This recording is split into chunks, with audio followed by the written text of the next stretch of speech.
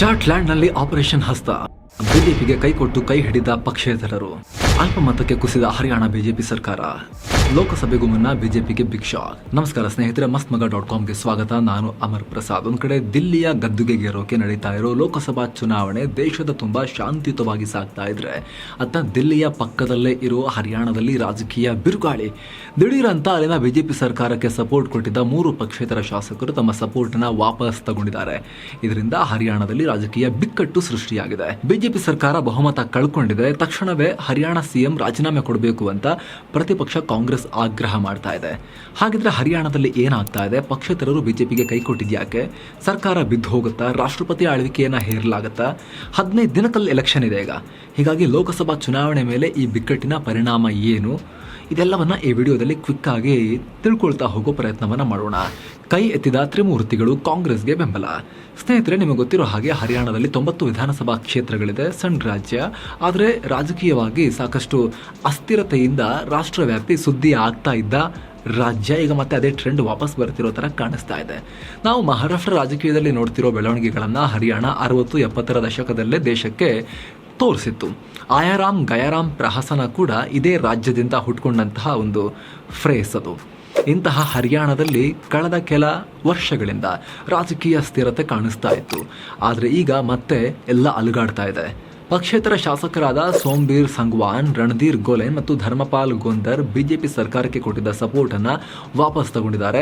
ಲೋಕಸಭಾ ಚುನಾವಣೆಯಲ್ಲಿ ಕಾಂಗ್ರೆಸ್ಗೆ ಬೆಂಬಲ ಕೊಡ್ತೀವಿ ಅಂತ ಅನೌನ್ಸ್ ಮಾಡ್ಕೊಂಡಿದ್ದಾರೆ. ಇದರಿಂದ ಬಿಜೆಪಿ ಸರ್ಕಾರದ ಬಹುಮತ ಹೋಗಿ ಅಲ್ಪಮತದ ಸರ್ಕಾರ ಆಗಿದೆ. ಈಗ 3 ಪಕ್ಷೇತರ ಶಾಸಕರು ರೋಹ್ಟಕ್ನಲ್ಲಿ ಸುದ್ದಿಗೋಷ್ಠಿ ನಡೆಸಿ ತಮ್ಮ ಅಚ್ಚರಿಯ ನಿರ್ಧಾರವನ್ನ ಪ್ರಕಟ ಮಾಡಿದ್ದಾರೆ. ಅಲ್ಲದೆ ಒಬ್ಬ ಪಕ್ಷೇತರ ಶಾಸಕ, ನಾವು ಕಟ್ಟರ್ ಸಿಎಂ ಆಗಿರೋವರೆಗೂ ಮಾತ್ರ ಸಪೋರ್ಟ್ ಮಾಡ್ತೀವಿ ಅಂತ ಹೇಳಿದ್ವಿ, ಈಗ ಅವರು ಅಧಿಕಾರದಲ್ಲಿಲ್ಲ, ಹೀಗಾಗಿ ರೈತರ ಹಿತಾಸಕ್ತಿಯಿಂದ ಸರ್ಕಾರಕ್ಕೆ ಕೊಟ್ಟಿದ್ದ ಬೆಂಬಲ ವಾಪಸ್ ಅಂತ ಹೇಳಿದ್ದಾರೆ. ಮತ್ತೊಬ್ಬ ಶಾಸಕ ರಣಧೀರ್ ಗೋಲೆನ್, ನಾವು 4.5 ವರ್ಷ ಬಿಜೆಪಿ ಸರ್ಕಾರಕ್ಕೆ ಸಪೋರ್ಟ್ ಮಾಡಿದ್ವಿ, ಆದರೆ ಇವತ್ತು ಹಣದುಬ್ಬರ, ನಿರುದ್ಯೋಗ ಜಾಸ್ತಿಯಾಗಿದೆ. ಈ ಸರ್ಕಾರದಿಂದ ಎಲ್ಲ ವರ್ಗದ ಜನ ಸಂಕಷ್ಟ ಎದುರಿಸ್ತಾ ಇದ್ದಾರೆ. ಜೊತೆಗೆ ಬಿಜೆಪಿ ಸರ್ಕಾರದ ಪರಿವಾರ್ ಪೆಹಚಾನ್ ಪತ್ರ, ಎಲ್ಲದಕ್ಕೂ ಒಂದೇ ಐಡಿಯಾನ ಕಾನ್ಸೆಪ್ಟ್ ನಿಂದ ಜನ ಬೇಸತ್ತಿದ್ದಾರೆ, ಸಮಸ್ಯೆಯನ್ನ ಫೇಸ್ ಮಾಡ್ತಿದ್ದಾರೆ. ಇದನ್ನ ಅವಕಾಶವಾದಿ ರಾಜಕಾರಣ ಅನ್ನಬಾರದು, ಯಾಕಂದ್ರೆ ನಾವು ಈ ಹಿಂದೆ ರೈತ ಮಸೂದೆ ಟೈಮ್ನಲ್ಲೂ ಕೂಡ ಸರ್ಕಾರವನ್ನ ವಿರೋಧಿಸಿದ್ವಿ ಅಂತ ಹೇಳಿದ್ದಾರೆ. ಈ ವೇಳೆ ಮಾಜಿ ಸಿಎಂ ಭೂಪಿಂದರ್ ಸಿಂಗ್ ಹೂಡಾ ಮತ್ತು ರಾಜ್ಯ ಕಾಂಗ್ರೆಸ್ ಅಧ್ಯಕ್ಷ ಉದಯ್ ಭಾನ್ ಕೂಡ ಅವರ ಜೊತೆಗಿದ್ರು.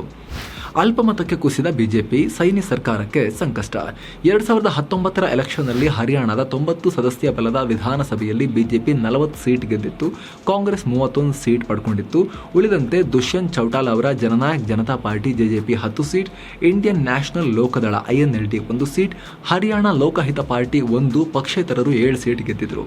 ಮ್ಯಾಜಿಕ್ ನಂಬರ್ 45 ಆಗಿದ್ರಿಂದ ಸಿಂಗಲ್ ಲಾರ್ಜೆಸ್ಟ್ ಪಾರ್ಟಿ ಆಗಿದ್ರೂ ಬಿಜೆಪಿಗೆ ಬಹುಮತಕ್ಕೆ 6 ಸೀಟ್ ಕಮ್ಮಿ ಇತ್ತು. ಹೀಗಾಗಿ ಬಿಜೆಪಿ ದುಷ್ಯಂತ್ ಚೌಟಾಲ ಹಾಗೂ 7 ಪಕ್ಷೇತರರ ಬೆಂಬಲದಿಂದ ಮೊದಲ ಬಾರಿಗೆ ಸರ್ಕಾರ ರಚಿಸಿದ್ರು. ಆದರೆ ಇತ್ತೀಚೆಗೆ ಲೋಕಸಭಾ ಚುನಾವಣೆ ಶುರುವಾಗೋಕ್ಕೂ ಮುನ್ನ ಸೀಟ್ ಶೇರಿಂಗ್ ವಿಚಾರದಲ್ಲಿ ಬಿಜೆಪಿಗೆ ಕಿತ್ತಾಟ ಆಯಿತು. 10 ಲೋಕಸಭಾ ಸ್ಥಾನ ಇರೋ ಹರಿಯಾಣದಲ್ಲಿ ಬಿಜೆಪಿ 9 ಹಾಗೂ ಜೆಜೆಪಿ 1 ಕಡೆ ಸ್ಪರ್ಧಿಸೋ ಮಾತುಕತೆಯಾಗಿತ್ತು.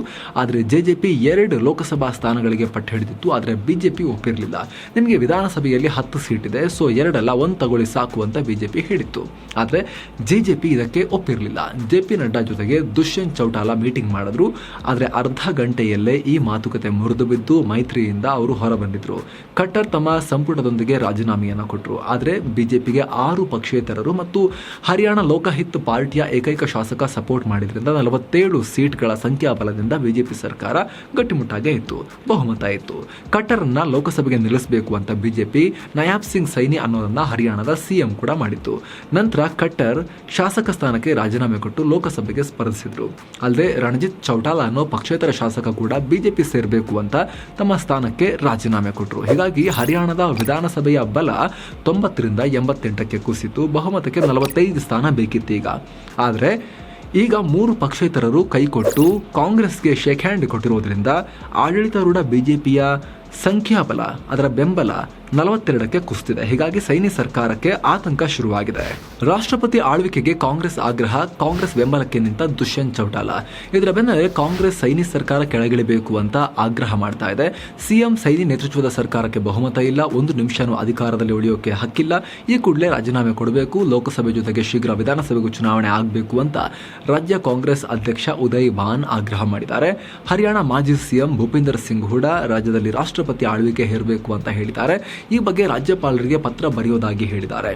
ಕಾಂಗ್ರೆಸ್ ಇಲ್ಲಿ ಜೆಜೆಪಿಯೊಂದಿಗೆ ಸೇರಿ ಸರ್ಕಾರ ಮಾಡೋಕೆ ಟ್ರೈ ಮಾಡ್ತಾ ಇಲ್ಲ. ಕಾರಣ ಹರಿಯಾಣ ವಿಧಾನಸಭೆಯ ಅವಧಿ ಬಹುತೇಕ ಮುಗಿದಿದೆ, ಅಕ್ಟೋಬರ್ನಲ್ಲಿ ಚುನಾವಣೆ ಆಗಬೇಕಾಗಿತ್ತು. ಹೀಗಾಗಿ ಈಗ ಸರ್ಕಾರ ಮಾಡಿದ್ರು ಕಾಂಗ್ರೆಸ್ಗೆ ಅಂತಹ ದೊಡ್ಡ ಲಾಭ ಇಲ್ಲ, ಅದಕ್ಕೆ ಏಕಕಾಲಕ್ಕೆ ಚುನಾವಣೆ ನಡೆಸಿ ರಾಷ್ಟ್ರಪತಿ ಆಳ್ವಿಕೆ ಹೇರಿ ಅಂತ ಕೇಳ್ತಿದ್ದಾರೆ. ಅತ್ತ ಜೆಜೆಪಿಯ ದುಷ್ಯಂತ್ ಚೌಟಾಲಾ ಮಾತ್ರ ಒಂದು ವೇಳೆ ಕಾಂಗ್ರೆಸ್ ಈ ಸರ್ಕಾರ ಬಿಡಿಸೋಕೆ ಮುಂದಾದ್ರೆ ವಿಧಾನಸಭೆಯಲ್ಲಿ ತಮ್ಮ ಪಕ್ಷ ಭೂಪಿಂದರ್ ಸಿಂಗ್ ಹೂಡಾಗೆ ಸಪೋರ್ಟ್ ಮಾಡುತ್ತೆ, ಅಂದ್ರೆ ಕಾಂಗ್ರೆಸ್ಗೆ ಬಾಹ್ಯ ಬೆಂಬಲ ಕೊಡುತ್ತೆ ಅಂತ ಹೇಳಿದ್ದಾರೆ. ನಮ್ಮ ಹತ್ರ ನಂಬರ್ಸ್ ಇದೆ, ಅಪಾಯ ಅಲ್ಲಗಳೆದ ಸೈನಿ. ಅತ್ತ ಸಿಎಂ ಸೈನಿ ಮಾತ್ರ ನಮ್ಮ ಸರ್ಕಾರ ಬಿದ್ದಿಲ್ಲ, ನಮ್ಮ ಹತ್ರ ನಂಬರ್ಸ್ ಇದೆ ಅಂತ ಹೇಳಿದ್ದಾರೆ. ಬಿಜೆಪಿಯ 40 ಶಾಸಕರ ಜೊತೆಗೆ ನಮಗೆ ನಯನ್ ಪಾಲ್ ರಾವತ್ ಮತ್ತು ರಾಕೇಶ್ ದೌಲತಾಬಾದ್ ಅನ್ನೋ ಪಕ್ಷೇತರ ಶಾಸಕರ ಬೆಂಬಲ ಇದೆ. ಹರಿಯಾಣ ಲೋಕಹಿತ್ ಪಾರ್ಟಿ ಎಂಎಲ್ಎ ಗೋಪಾಲ್ ಕಂದಾ ಕೂಡ ಸಪೋರ್ಟ್ ಮಾಡ್ತಾ ಇದ್ದಾರೆ. ಅಲ್ಲದೆ ದೇವೇಂದರ್ ಸಿಂಗ್ ಬಬ್ಲಿ, ರಾಮ್ ಕುಮಾರ್ ಗೌತಮ್, ಜೋಗಿ ರಾಮ್ ಸಿಹಾಗ್, ರಾಮ್ ನಿವಾಸ್ ಸುರ್ಜ್ಖೇರಾ ಅನ್ನೋ 4 ಜೆಜೆಪಿ ಶಾಸಕರ ಬೆಂಬಲ ಕೂಡ ಇದೆ. ಹೀಗಾಗಿ ನಮ್ಮ ಸರ್ಕಾರಕ್ಕೆ ಒಟ್ಟು 47 ಶಾಸಕರ ಸಪೋರ್ಟ್ ಇದೆ. Majority mark 45. ಆದ್ರಿಂದ ನಮ್ಮ ಸರ್ಕಾರ ಬಿದ್ದಿಲ್ಲ, ಸ್ಥಿರವಾಗಿದೆ ಅಂತ ಹೇಳಿದ್ದಾರೆ. ಅಲ್ಲದೆ ಕೆಲ ಶಾಸಕರಿಗೆ ಆಕಾಂಕ್ಷೆಗಳಿವೆ, ಕಾಂಗ್ರೆಸ್ ಅಂತವರ ಆಸೆಗಳನ್ನ ತೀರಿಸೋಕೆ ನೋಡ್ತಾ ಇದೆ, ಜನ ಇದನ್ನ ಅರ್ಥ ಮಾಡ್ಕೊಳ್ತಾರೆ ಅಂತ ಹೇಳಿದ್ದಾರೆ.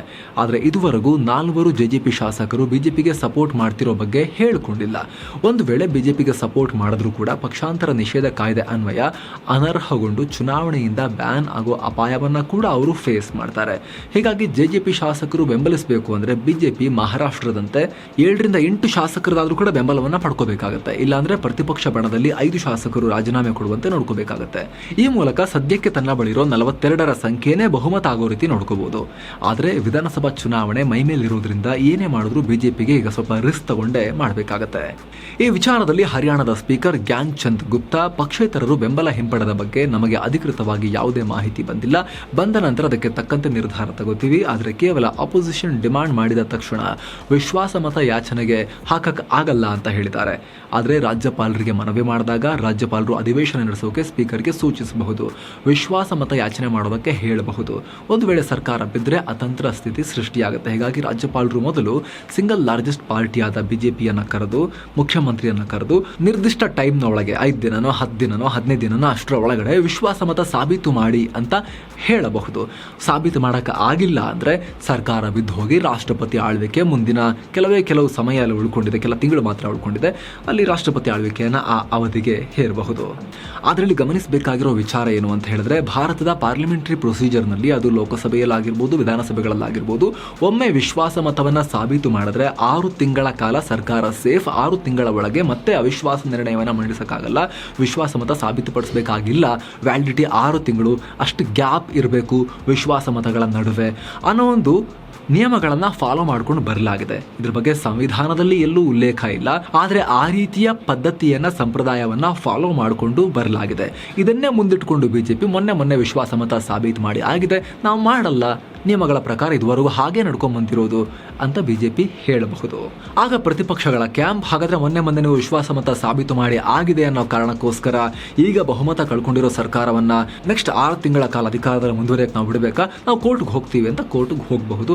ಆಗ ಕೋರ್ಟ್ ಏನು ಹೇಳುತ್ತೆ ಅನ್ನೋದು ಈ ವಿಚಾರದಲ್ಲಿರೋ ಆಂಬಿಗ್ವಿಟಿ ಇದೆಯಲ್ಲ, ಅಥವಾ ಒಂದು ಕನ್ಫ್ಯೂಷನ್ ಅಥವಾ ಬಹುರೀತಿಯ ಇಂಟರ್ಪ್ರಿಟೇಷನ್ಗೆ ಅವಕಾಶ ಕೊಡೋ ಒಂದು ಸನ್ನಿವೇಶ ಇದೆಯಲ್ಲ, 6 ತಿಂಗಳು ಗ್ಯಾಪ್ ಇರಬೇಕಾ ಬೇಡ ಅನ್ನೋದಕ್ಕೆ ಸಂಬಂಧಪಟ್ಟಂತೆ ಒಂದು ಸ್ಪಷ್ಟ ಚಿತ್ರಣ ಸಿಗಬಹುದು.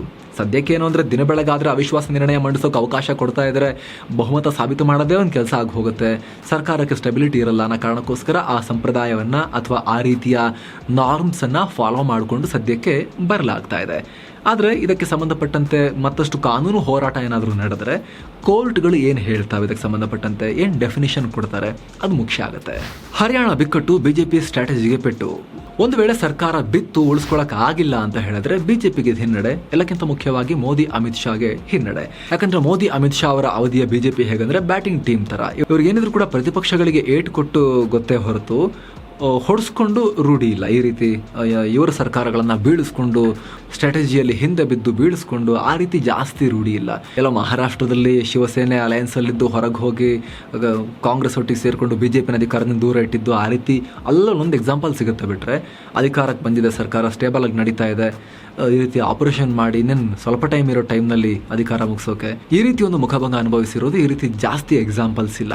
ಯಾಕಂದ್ರೆ ಕಳೆದೊಂದು ದಶಕದಲ್ಲಿ BJP ಆಪರೇಷನ್ ಮಾಡಿ ಸರ್ಕಾರಗಳನ್ನ ಬೀಳಿಸಿರೋದೇ ಜಾಸ್ತಿ, ತಾನು ಅಧಿಕಾರಕ್ಕೆ ಬಂದಿರೋದೇ ಜಾಸ್ತಿ.